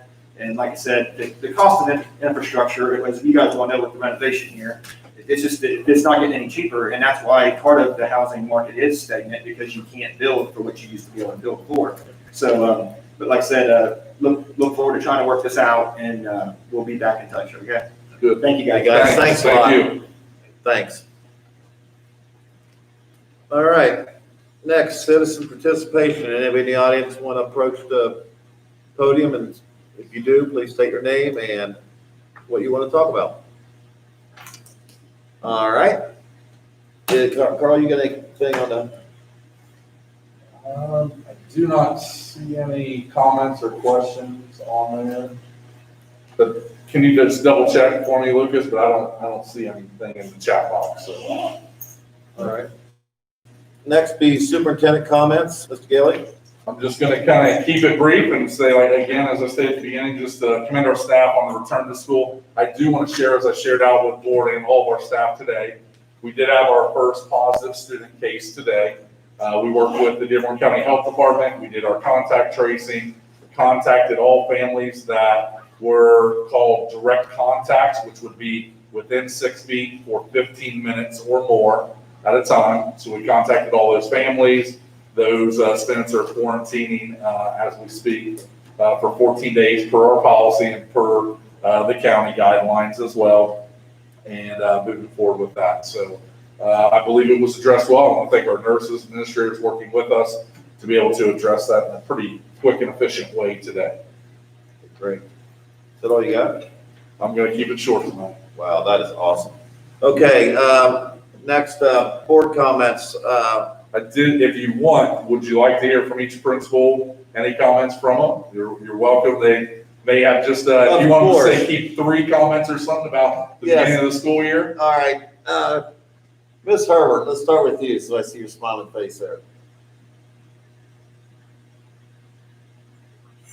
Good evening, board. Thank you guys so much for a great start to the school school year. The kids have done a phenomenal job with all of the new restrictions and regulations that we have in place. I want to thank all the parents, the teachers, and the students who have worked hard not only for the in-person to be effective, but also the virtual. We are still working out the kinks there, but everybody's been positive, and as Mr. Daly said earlier, giving out grace. The kids are doing a fabulous job. The only thing we're still working on is learning the one-way halls and keeping to the right during lunch. So the kids have done a fabulous job, and we just want to thank everybody for all their hard work. Great, thank you. Let's do next, Mrs. Kaniga. Good evening. I want to thank the board as well. Central, I'm really proud of our staff and our students. They've done a great job. I really commend our custodial staff and our cafeteria staff because they have quite a bit change for what they're doing to help support students while we're at school. So I really appreciate that. I know several of our teachers kind of feel like first-year teachers again because there's so many different things that they're worried about. So I think a lot of our focus has been on safety as well as the social emotional part. We did start NWA testing today, so we'll get back into some academics here soon. Great, thank you. Mrs. Gregory. Good evening. I hope everybody is doing well. Have basically a lot of the same that Jamie and Stacy said, but it's great having students and staff back in the building. And our first 4 days have been really good. I want to especially thank Mr. Daly and Mrs. Spade, as we have the youngest learners in the building, in the corporation, in our building, and just learning those routines for those who have never been to school before. Their extra help at arrival, dismissal, and during lunch has been great. A big shout out to our cafeteria staff. They've been serving students lunch in the classrooms, and that's gone really well. I appreciate our custodial staff. They've just done a wonderful job preparing our building for the school year and adding all those extra PPE and signage that we've had to place around. And also our teachers and IAs, just the flexibility with all the changes and working so hard to get everyone up and ready to go. And of course, the office staff at LCS, just getting everything ready to go for students to be back. And then we got started AIMSWeb and NWA testing this week, and we're excited to get those results and maybe make some adjustments to students during their response to intervention time. So glad to be back and having students and staff at LCS. Great, thank you. Mr. Snyder. Yes, it's been absolutely wonderful the way the students have adapted. I can't say enough. You've got that many teenagers in the building that have characteristics of a wad of earthworms, and for them to stay social distant and take with the assigned seats. We have assigned seats in the morning. We have assigned seats at lunch. And mask wearing, and they have not complained one bit. I have been surprised at the large number that have taken us up on our virtual offerings. We're approaching about 170 students at this point in time, and I had about 20 to 25 more show interest today. So that's a little higher than I thought it would be, but as you know, we're very experienced in virtual. So we feel like we're going to be able to handle it. I am glad that we extended our periods. We did add time on each one of our periods by doing away with SRT, and with the new attendance regulations our teachers are having to do, and the immense amount of cleaning that we're doing at the end of each period, especially when you have labs and things like we have. The teachers have done an excellent job of getting right in there. We had a teachers meeting right after school to talk about a few things, and it was very positive. So I can't get over how great the community's been, and with our students and our teachers. Great, thank you. Ms. Faith, do you have anything else you want to add?